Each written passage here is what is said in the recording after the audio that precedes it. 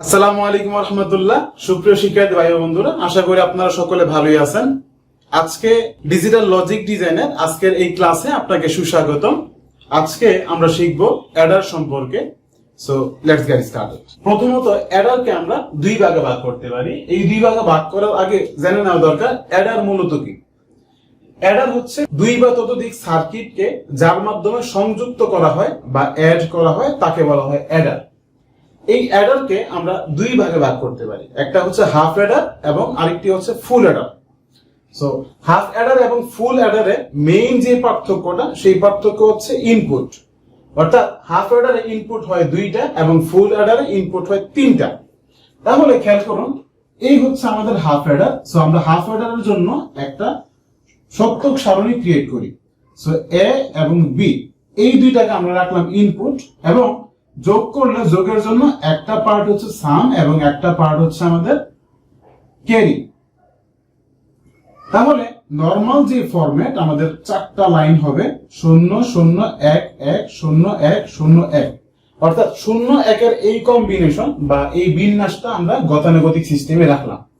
এখন এই দুইটাকে আমরা যোগ করব। ইতিমধ্যে কিভাবে বাইনারি যোগ করতে হয় আমরা আমাদের প্রিভিয়াস ভিডিওতে দেখিয়েছি। 0 এবং 0 কে যোগ দিলে সাম হয় 0, ক্যারি হয় 0। 0 1 যোগ করলে সাম হয় 1, ক্যারি থাকে না।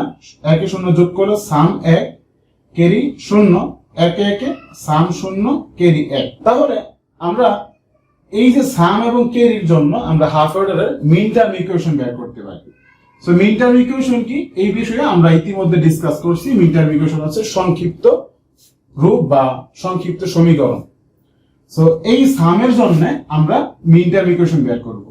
সো সামের জন্য শূন্যের তো মান নাই, অর্থাৎ শূন্য মানই হচ্ছে ডিএক্টিভেটেড। সো আমরা 1 এর জন্য নিব এই 1 এর জন্য a এর মান এবং b এর মান।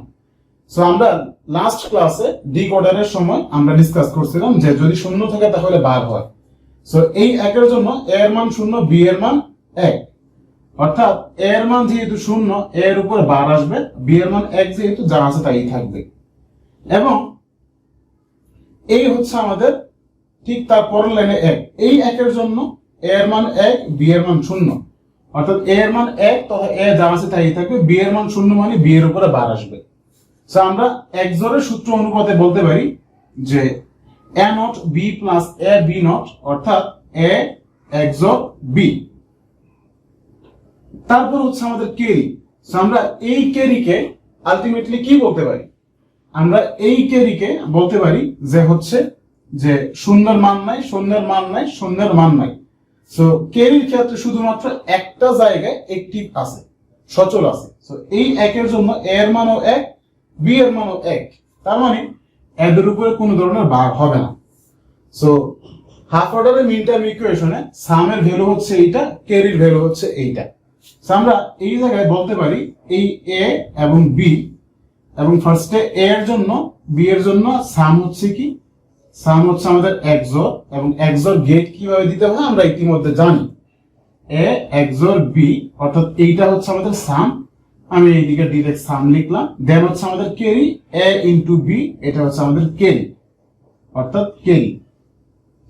প্রিয় শিক্ষার্থী বন্ধুরা, ঠিক একই পদ্ধতিতে আপনারা ফুল অ্যাডারটা সমাধান করতে পারেন।